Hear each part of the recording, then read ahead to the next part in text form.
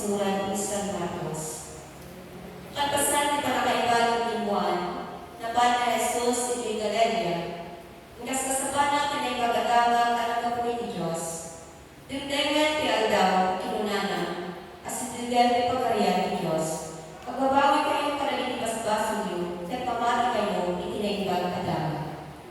Idi magmagna na Jesus itiigit ti Danaw ni Galilia, nakita na igwa ang ngalat, da Simon kin Andres at Kapsat, ang iwaywayan iti ikatda.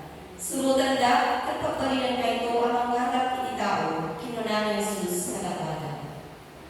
Pinanawag na adawos na iti ikatda, at simurat da kay iwayan. Ituloy ni Jesus tinagna.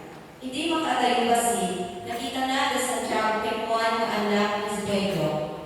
Silulugan na iti agkapsat ni Bangkada, at isagsagala da iti ikatda. Inayaban na dawos ni Jesus sida.